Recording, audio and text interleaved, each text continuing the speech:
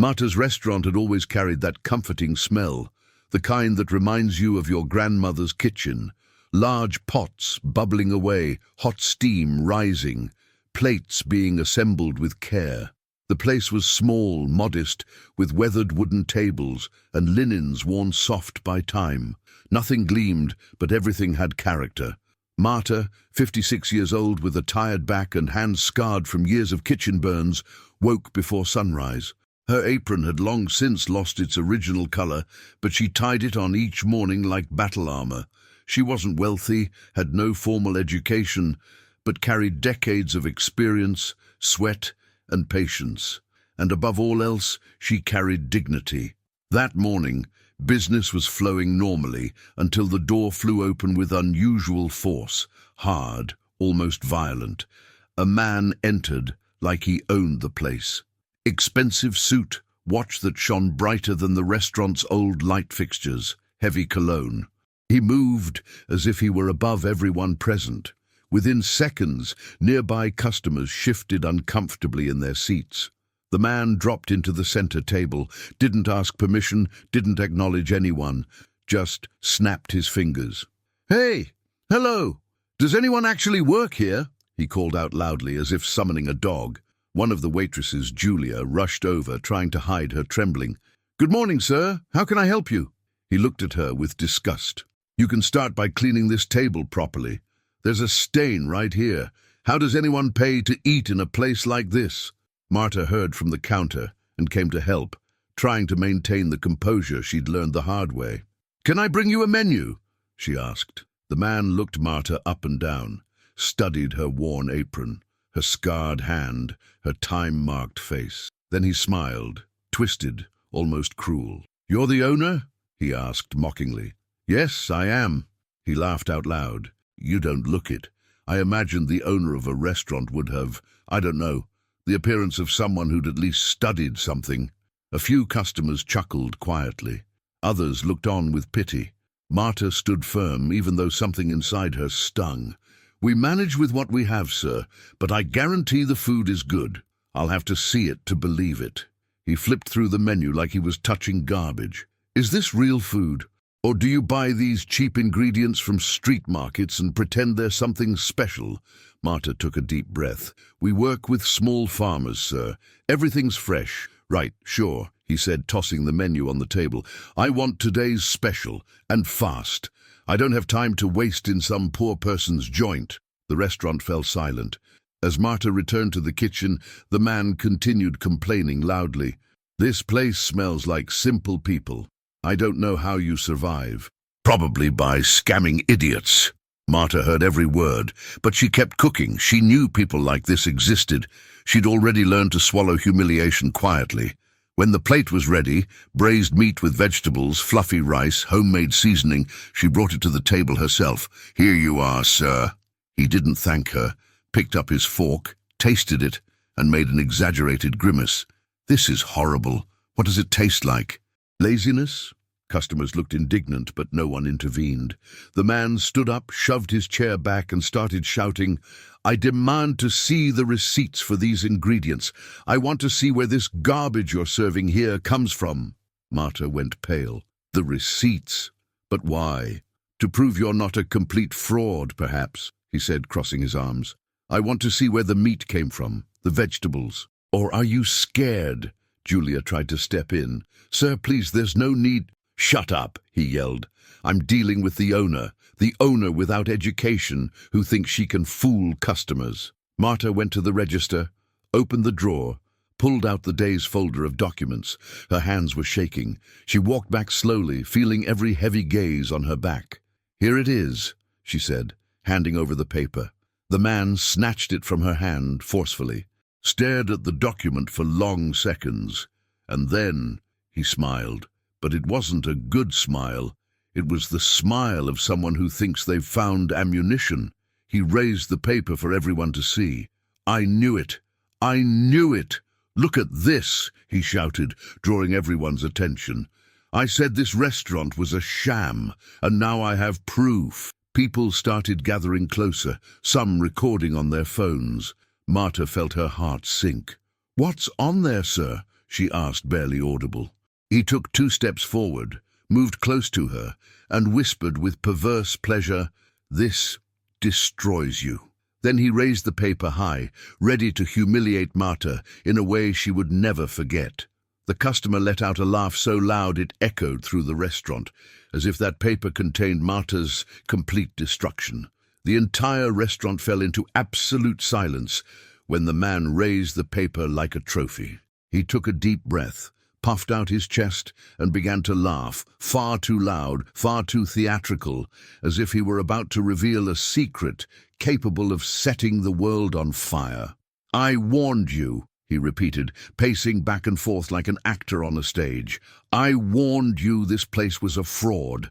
Marta stood frozen in the center of the dining room, body rigid, eyes fixed on the floor, fingers locked on her crumpled apron.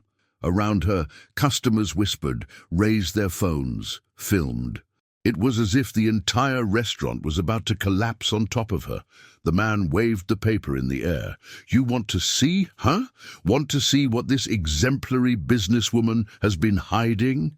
No one answered, but the silence said everything. Yes, they wanted to know. The man held the document between his fingertips and pointed to a line with his index finger. "Look at this!" he shouted.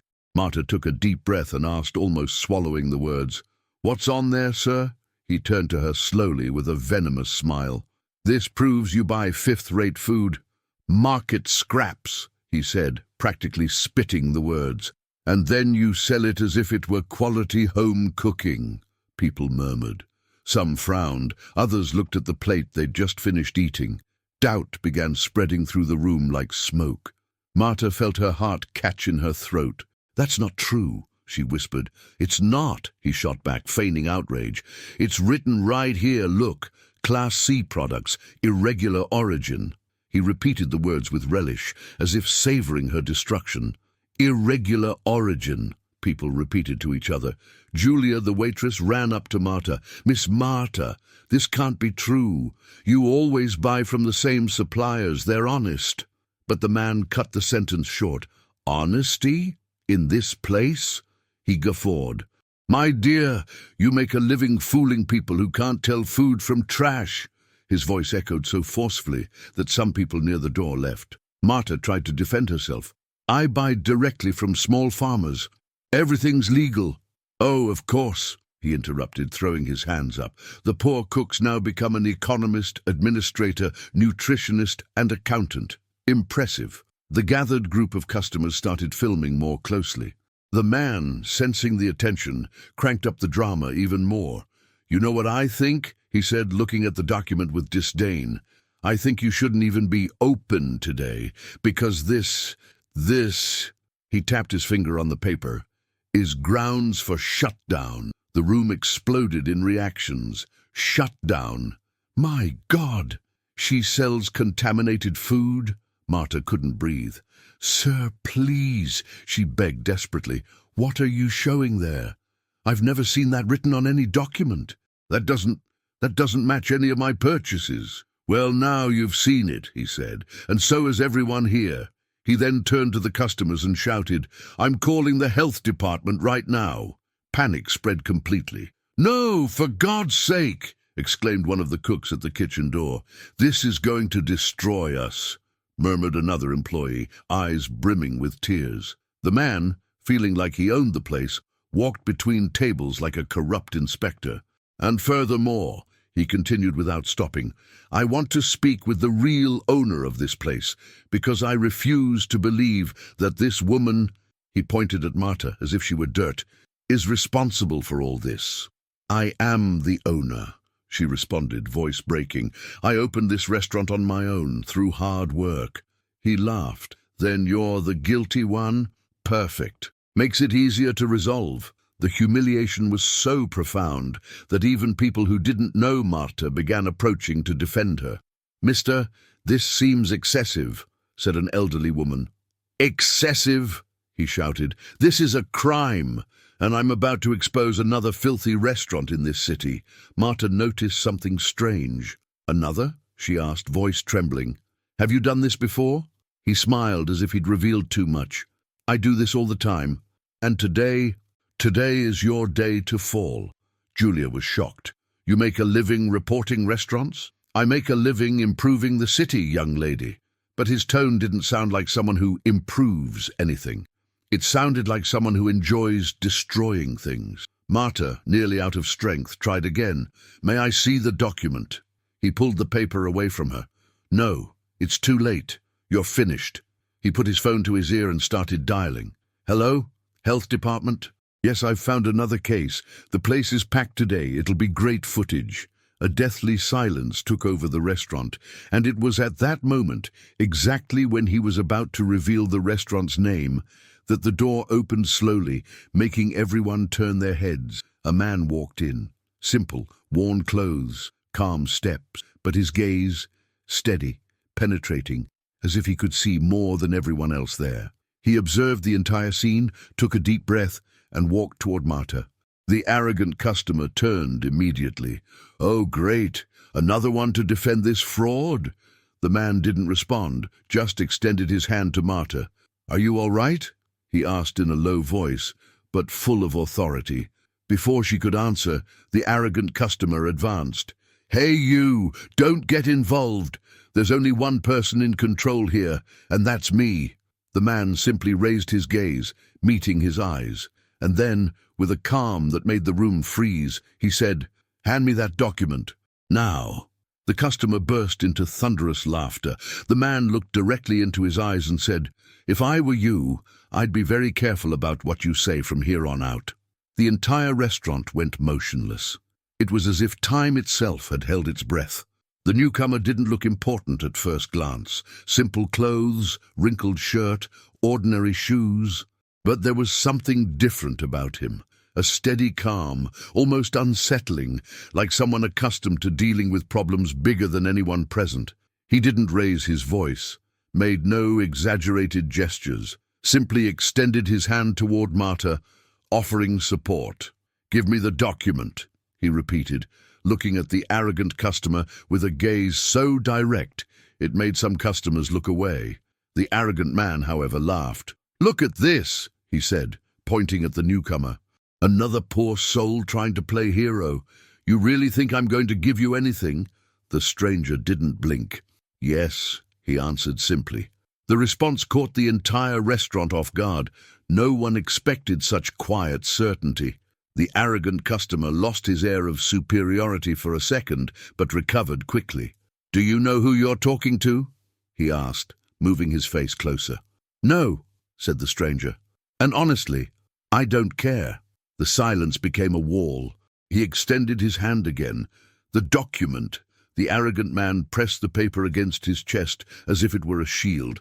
No way. This is proof that this woman is fooling everyone. Flashes of anger passed across some customers' faces. A mother with a baby in her arms murmured, He's going too far. But no one dared interfere. Not yet. The stranger took a step forward, not threatening, but firm. Show me the document, he said in such a confident tone it sounded like a command. The arrogant customer approached too, trying to intimidate him. You think you're in charge of something here? He asked, spitting out the words. Stay quiet, sit down, and let the adults handle this. I am handling it, the man replied. That phrase entered the room like a knife, not because of volume, but because of certainty. The arrogant customer couldn't stand it. Oh, my friend, you're asking to get hurt, he said, shoving the man with one hand. The stranger didn't react to the shove, wasn't fazed, just kept looking directly into his eyes. If you keep lying, you're the one who's going to get hurt, he said calmly. There was a murmur. Someone whispered, Lying? He said, Lying. The arrogant customer turned red, veins bulging in his neck. What did you say? He shouted, grabbing the man by his shirt collar. Are you calling me a liar? Marta, desperate, tried to intervene. Please stop. This won't help. But the two men barely heard. The stranger didn't move, didn't try to free his collar, just responded with complete tranquility. I'm saying you know exactly what you're doing, and you know it's wrong. The arrogant customer shoved him again, harder. The stranger took a step back but maintained his posture. Enough, said the stranger, finally raising his tone but not shouting. "Hand over the document. Now." The arrogant man raised the paper high as if it were a trophy. "You want it? Then take it," he shouted, bringing the paper close to the stranger's face. "Here, look carefully. This paper proves this old woman is fooling everyone, proves she buys market leftovers, proves that—" "That," the stranger interrupted, "is a forgery." The entire restaurant gasped as one body. Even the arrogant customer froze. "What?" he stammered. The stranger extended his hand once more. "Give me the document." This time, the arrogant man hesitated. "What are you talking about?" The stranger maintained his gaze, firm as stone. "I recognize that signature, that stamp, that authentication line. And this code here," he pointed with his finger, "shouldn't exist." The arrogant man swallowed hard. He was trembling. You don't know anything," he said, voice failing. The man took another step closer, now close enough to speak quietly. "I know everything. Now give me the document before the situation gets worse for you." The silence became so heavy it seemed to push against the restaurant walls. Customers began exchanging glances. Julia covered her mouth with her hand. Marta stepped back, unable to believe what she was hearing. The arrogant customer, increasingly nervous, tried to recover his composure. "And you think I'm going to believe who? You, some nobody who just walked in here?" he asked, laughing without humor. "Come on! You must be a friend of this woman's, trying to play hero, please." But the stranger kept analyzing the document. His eyes moved across every line, every detail, like someone who knows it intimately. He then took a deep breath. "I'll say this one more time. Hand over the document." The arrogant man, now sweating, stepped back. "Why?" he asked, voice slightly failing. The stranger raised his gaze with a coldness no one expected to see. "Because you just committed a crime." People choked. An elderly woman dropped her fork on the floor. The baby in the mother's arms started crying from the heavy atmosphere. The arrogant man took a step backward. "Crime? You're crazy." The man took another step toward him and spoke. "Hand over the document." The customer, finally surrendering to the silent pressure, extended the paper, but before releasing it, tried. "But who are you anyway? A police officer? A lawyer?" The man held the document, pulled slowly, and responded with surgical calm. "Someone who understands this better than you imagine." He holds the document, examines every detail, and says, staring at the customer, "And now, everything's going to change." The arrogant customer tried to disguise his fear with a crooked smile, but the sweat running down his forehead gave everything away. He followed the stranger's movements like someone watching a bomb about to explode. The stranger held the document firmly, analyzing each line calmly. That calm irritated the arrogant man more than any insult could. "You're bluffing," said the arrogant man, crossing his arms, trying to recover his posture. "You must be some acquaintance of the old woman, trying to save her from embarrassment." Marta lowered her head. Every time he called her old woman, a piece of her seemed to wither inside, but still she couldn't react. The stranger looked up from the document. "I don't bluff." The phrase cut through the room like a blade. The arrogant man gave a loud but forced laugh. "Please, you really think anyone's going to believe you?" He looked around, seeking allies. "People, for God's sake, look at this guy.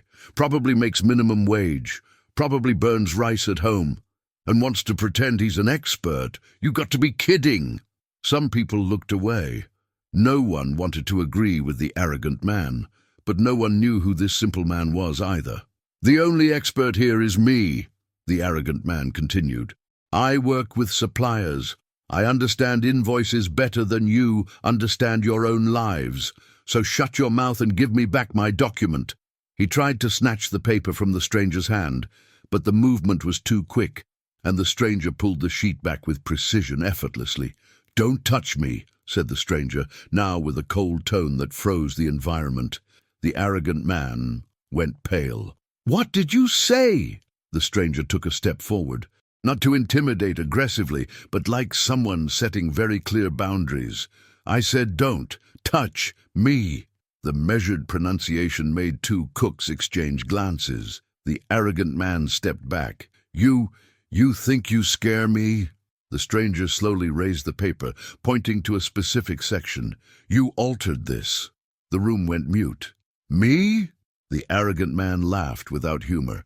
You think I need to tamper with documents? I have connections, my friend. If I want to shut down this restaurant, I can do it with one phone call. That's exactly what you usually do, isn't it? Asked the stranger. The arrogant man's eyes widened for an instant. Marta felt her stomach lock up. You don't know anything, said the arrogant man, trying to recover his voice. I know more than you'd like, the stranger responded. The arrogant man brought his face close to his, trying to impose physical superiority.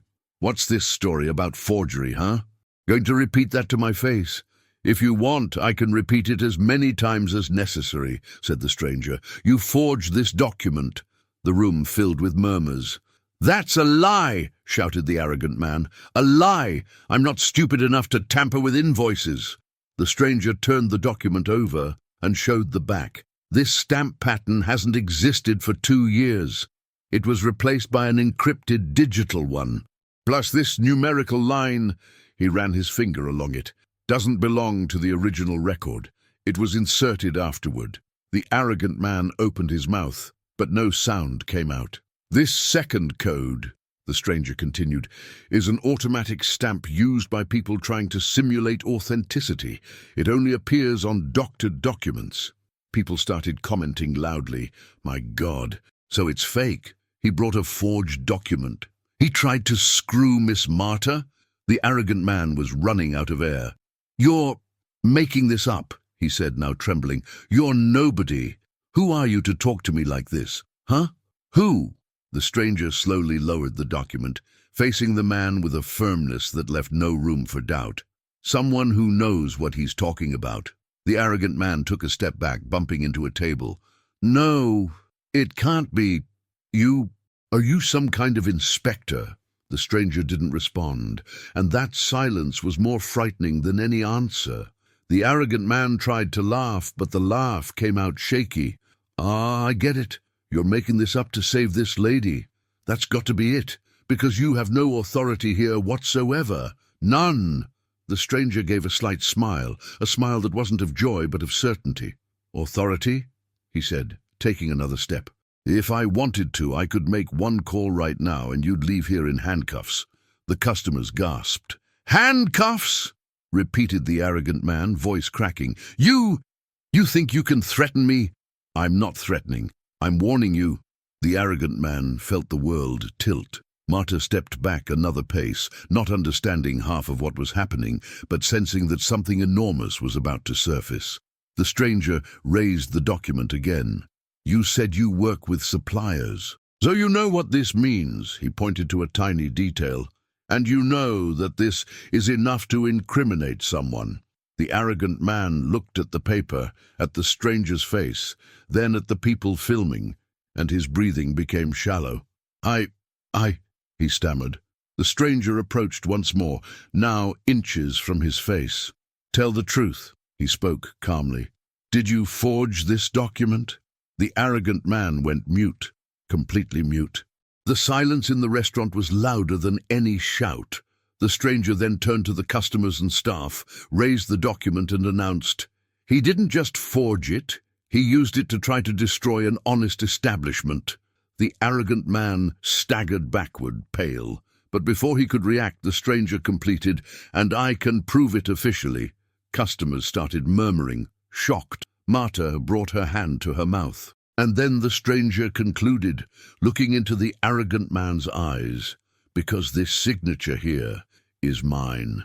The entire restaurant froze. Marta released the breath she'd been holding for minutes, and the arrogant man nearly dropped the document. The silence that overtook the restaurant was so profound that even the sound of the old fan seemed louder. Everyone stood still, literally frozen, trying to understand what the man had just said. Because this signature here is mine. The arrogant customer went white. The paper slipped slightly from his fingers, but he grabbed it tightly, like someone trying to hold on to their own fall. Your signature? He repeated, voice failing like a thread about to snap. "That's a lie. You can't prove that." The stranger gave a half smile, unhurried, unruffled. It was the smile of someone who knows exactly what he's doing. "Can't I?" he asked, tilting his head slightly. "Are you sure about that?" He turned the document so everyone could see, pointed to the signature. "This signature," he said, "belongs to a food quality control auditor for the Secretary of Health." People began exchanging looks. "Auditor? My God, he's an auditor?" The arrogant man tried to laugh, but a strange sound came out, half muffled, half desperate. "Oh, sure," he said, stumbling over his words. "And you? You want me to believe you're an auditor, with those clothes? That appearance? Don't make me laugh." The stranger didn't respond, simply reached into his pocket, pulled out a plain black wallet, and opened it. It wasn't a police badge. It was worse for the arrogant man. It was an official credential, with photo, name, position, date, government agency stamp. Customers moved closer to see. Julia brought her hand to her chest. Marta nearly fell backward. Is this real?" asked Marta, voice barely emerging. "Yes," he answered calmly. "And I'm not here on duty. I just came for lunch. But when I saw what was happening..." He looked at the arrogant man with a completely different look than the one he'd used with Marta. It was a sharp look, surgical, like someone who sees beyond words. I couldn't stay silent. The arrogant man was emotionally ruined, but still tried to fight. This must be fake, too.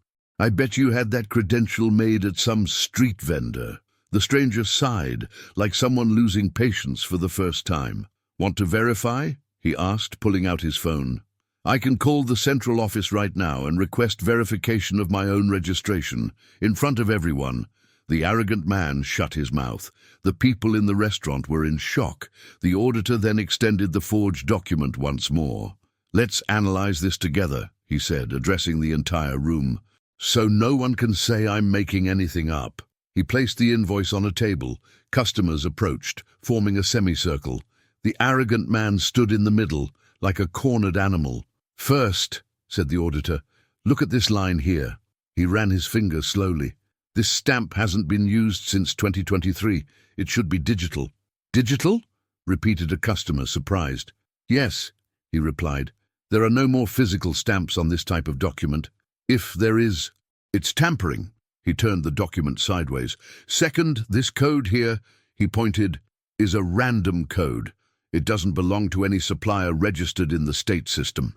The arrogant man started sweating even more. "And third," the auditor continued, tapping his finger on another line, "this field was modified. The font is different from the rest. You can clearly see it's not original." Customers leaned in. Some even took photos. "It's true. The lettering is different." My God, he really did forge it. The arrogant man raised his hands. "Stop! Stop! You don't know anything. It's not forgery. It's just an old format. That's it. An old format. The printer must have glitched. That's it." The auditor raised his eyebrows. "The printer glitched and inserted a code for a non-existent company?" he asked without changing his tone. "And glitched again and wrote an entire line in a different font.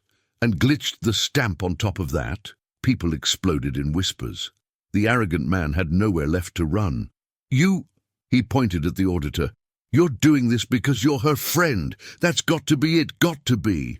The auditor took a step forward. "I've never seen this woman before," he said, looking at Marta. "But I know how to recognize an honest person, just by watching how they work." Marta opened her mouth, but couldn't say anything. Tears began forming in her eyes. The auditor turned again to the arrogant man. "Now, the most serious part," he said, raising the document. "You didn't just bring a doctored invoice. You also brought a falsified digital stamp." The arrogant man froze. That's no big deal," he murmured. "It's not." The auditor narrowed his eyes. "This is a crime. A real crime, punishable by imprisonment, and there's more." He turned the document and pointed to a tiny detail. "This code is an identifier. It allows tracking who generated the forgery." People shouted, "He left a trail!" My God, how stupid! He was going to destroy Marta's restaurant. The arrogant man staggered, sweating cold. No, no, that's not possible, he said, almost inaudible. The auditor then tucked the document into his inside shirt pocket. I'm going to use this, he said. This is evidence, enough evidence to put you in serious trouble. The arrogant man almost collapsed into a chair. This wasn't supposed to go like this, he whispered, not wanting to finish the sentence. The auditor tilted his head. What wasn't supposed to go like this? He asked. The arrogant man went mute. The entire room waited. Finally, the auditor stepped to the side, revealing a black folder that had fallen near the arrogant man's backpack. And this folder here? He asked. It belongs to you, doesn't it? The arrogant man's eyes widened. Don't touch that, he shouted, desperate. Too late. The auditor opened the folder, pulled out some papers, read, and his eyes narrowed in a way that made the entire room hold its breath. The auditor raised the first sheet and announced, with terrible calm, Inside here, there are documents from more restaurants, and they're all on your list. The entire room hung in suspension when the auditor lifted that sheet taken from the black folder. The paper trembled slightly between his fingers, but his expression was one of absolute coldness, almost frightening. More restaurants, he repeated, and they're all listed here. The arrogant customer tried to grab the folder, but the auditor pulled back a step, keeping it out of reach. No, shouted the arrogant man, voice breaking with pure desperation. That's nothing. They're just notes, nothing serious. The auditor raised an eyebrow. Notes? He asked. Then why does each note have a doctored copy of tax documents, and why have all the restaurants on this list been reported in recent months? A deadly silence fell over the room. Customers began putting the pieces together in their heads. Wait, I remember that news story. There was a restaurant downtown that almost closed last month, and that one on the north side. It was also reported, someone murmured. The auditor turned the sheet so everyone could see. A list with names of small establishments, handwritten with markings, times, and observations like fraud guaranteed, weak staff, easy to take down. Marta brought her hand to her chest. My God! The arrogant man started truly trembling. His face turned red, then pale, then reddened again. Give that back, he screamed. You have no right to go through my things. This is invasion of privacy. The auditor approached him slowly, like a predator finally understanding its prey. Privacy? He repeated with irony. You came in here trying to destroy an honest woman's work, using forged documents, and now you want to talk about privacy. The arrogant man swallowed hard. I can explain. You can, said the auditor, crossing his arms. In fact, you will explain, but not here. The arrogant customer felt the air disappear. What do you mean, not here? The auditor took 2 steps closer. Now he was inches away from him. I'll repeat this clearly. You're involved in a series of fraudulent reports. Small restaurants, always the same profile, always with doctored documents. And now you're here repeating the pattern. Exactly like your list. The room exploded in murmurs. He did this all the time. He destroyed small restaurants? My God, what kind of person does this? The arrogant man finally exploded. Fine. Yes, he shouted. I do this. Satisfied? The entire room was shocked. I do this because this city is full of trash, he continued. These cheap little restaurants should be banned. Only upscale places should exist here. And I'm just doing what no one has the courage to do. People were horrified. You're a monster, said a customer. Destroying people's work, murmured an elderly man. Filming, humiliating, making up fraud, said another. But he continued, completely out of control. So what? He shouted. So what? You all eat cheap, disgusting food and think it's quality? You have no taste. You don't deserve any restaurant. Marta took a step back, deeply wounded. I've been working for 30 years, she said quietly. 30 years serving honest food, 30 years respecting customers. I never wronged anyone. And you came in here wanting to destroy me. Why? The arrogant man turned to her with a maniacal smile. "Because I wanted to, and because I can." At that moment, the auditor grabbed his shirt collar and pulled until they were face to face. "You can't anymore," he said, ice cold. "Your game is over." The arrogant man froze. The entire room held its breath. The auditor released the collar and raised the document folder. "This," he said, "will be immediately delivered to the Fiscal Crimes Department, and you will answer for all of them." The arrogant man lost all strength in his legs and fell into a chair, completely devastated. "Please," he whispered, "don't do this. I'll pay. I have money. A lot of money. I can compensate." The auditor smiled to the side without humor. "Bribery. You just added another crime to the list." People started shouting, "Throw him in jail. That's years in prison. He's finished." The arrogant man shook his head, desperate. "No, I can explain. I didn't mean to hurt this woman. It was just an opportunistic attack. I needed something to complete the list." "Complete the list?" repeated the auditor. He opened the folder again. There were highlighted names, different colors, observations, and Marta's restaurant was circled in red. "You planned this," said the auditor, "days before coming in here?" Marta brought her hands to her mouth. Employees were crying. The auditor turned again to the arrogant man. "You specifically chose small restaurants, humble businesses, owners who wouldn't have money to fight back." He brought his face closer. "You destroyed entire lives." The arrogant man couldn't speak anymore. He cried, trembled, sweated. It was the end of the bravado.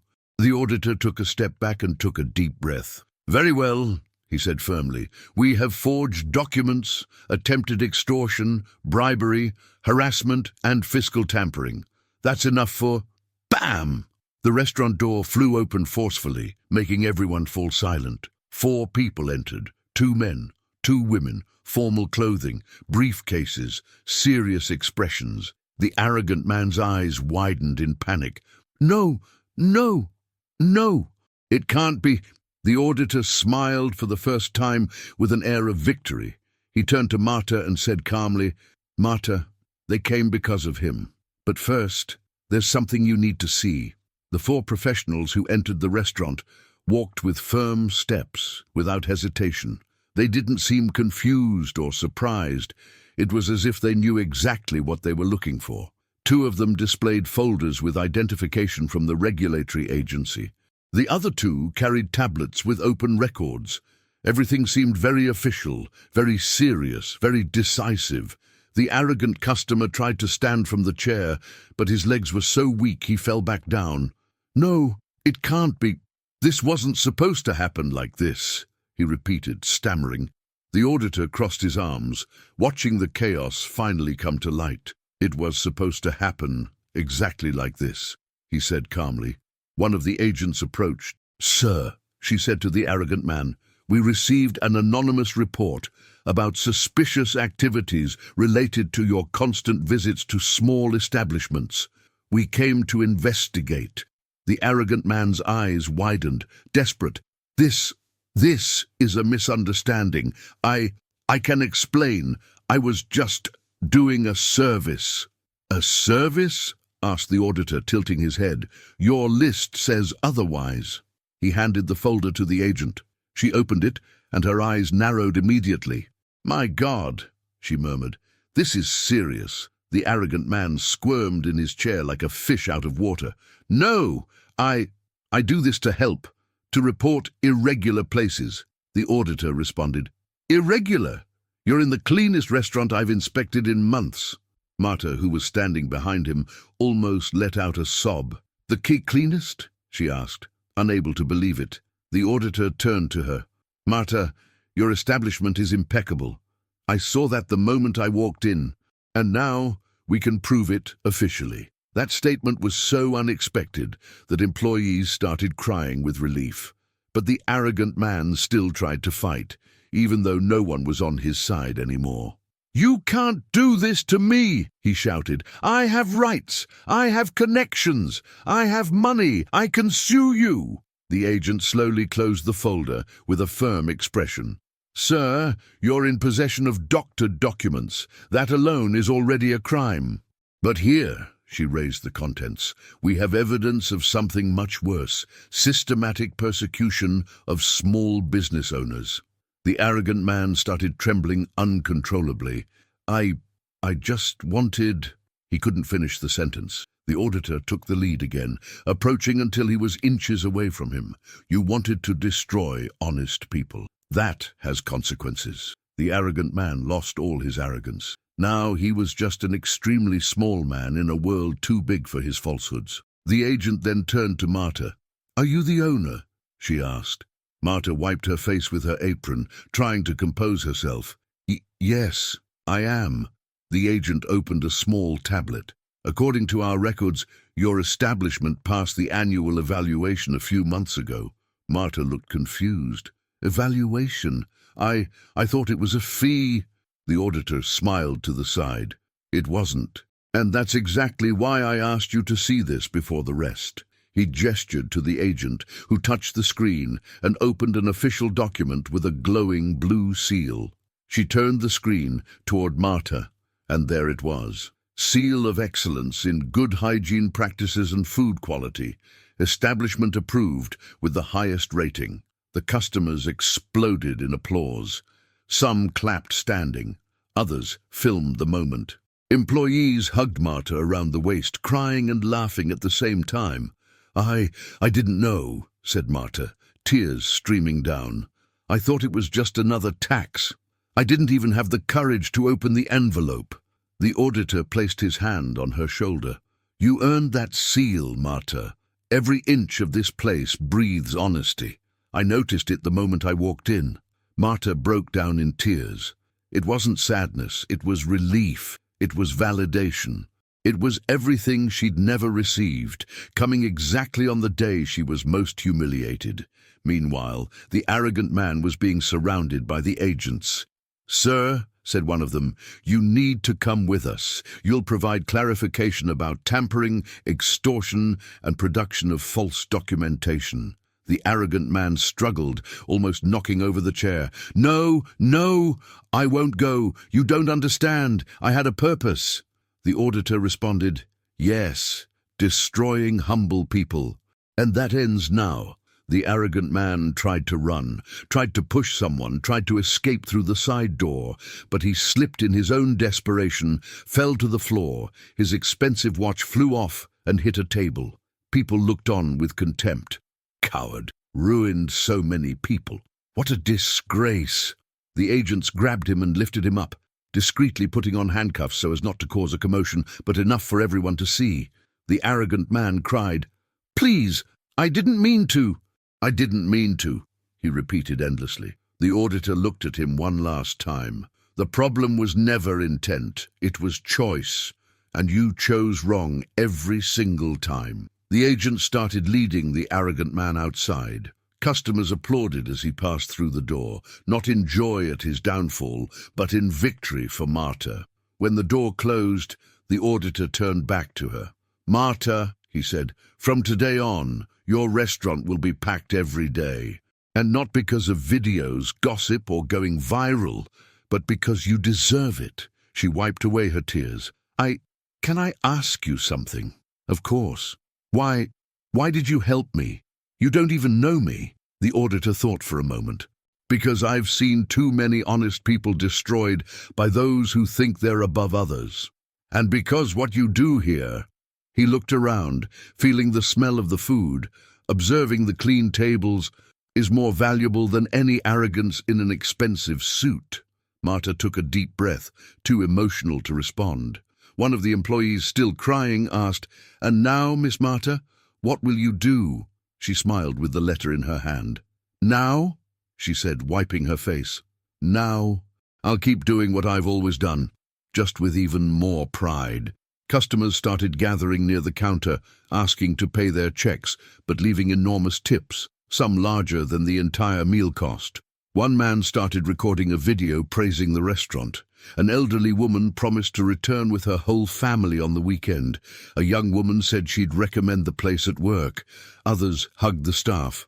The auditor made a move to leave. "I think I've fulfilled my role here," he said.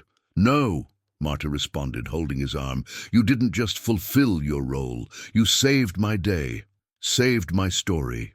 He smiled with humility. "Your story, Marta, was always strong. I just removed the shadow they tried to cast over it." The entire restaurant applauded again. Marta raised the letter with pride, with brightness in her eyes, with the certainty that nothing, absolutely nothing, could erase that moment. And then, with the firm voice that only someone who's overcome their own humiliation can have, she said, "In the end, justice always exists. Sometimes it just arrives late."